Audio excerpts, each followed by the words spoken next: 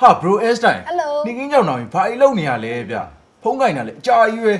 အာတကယ်ကျွန်တော်လေငါအိမ်မထဲမှာရနာဘုံကြီးတွေကနိုးလာတာကွာ နေအောင်အိမ်မက်တဲ့ပုံမိုက်တာပြောပြအောင်မယ်အခု ML Baby All Star Giveaway တဲ့ငါတို့အားလုံးဆိုပြီးတော့ပြည်သက်တွေအမှတ်တရလက်ဆောင်ပစ္စည်းတွေထည့်ပေးနေလို့ကဲဘယ်သူတွေဘာတွေထည့်ပေးနေလဲ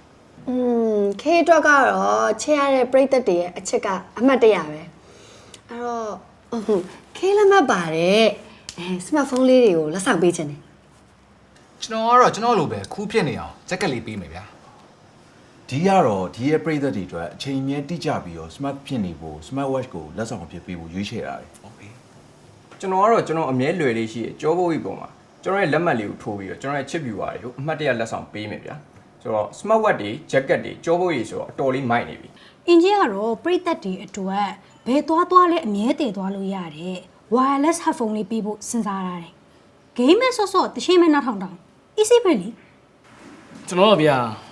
ဒီမက်မက်လေးမြန်နဲ့ကျွန်တော်ပြိတ္တကျွန်တော်သိမယ်ဆိုတာကျွန်တော်သိပါတယ်အဲ့တော့ဒီမက်မက်လေးနဲ့ပုံစံတူလေးကိုကျွန်တော်လက်ဆောင်ထည့်ပေးမယ်ဗျာ အဲ့ဒါဆိုအားလုံးအဆင်ပြေသွားပြီဂိမ်းဆော့ရင်ကန်ထူးမယ်ပြည်သက်တွေလည်းကြိုက်ကြမှာသိကြတယ် ကဲအဲ့ဒါဆိုအားလုံးပဲ see you ပါ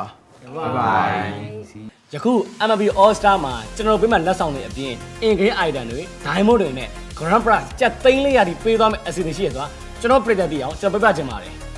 ဒီ website လေးကမေလ22ရက်နေ့မှာစတင်မှာဖြစ်ပြီးတော့နေ့တိုင်း game တွေဆိုတက်စီလုံးုံနဲ့ဆုလက်ဆောင်တွေရရှိပိုင်ဆိုင်နေမှာဖြစ်ပါတယ်ကဲ ဆက်လိုက်ပါ ကျပ်သိန်း400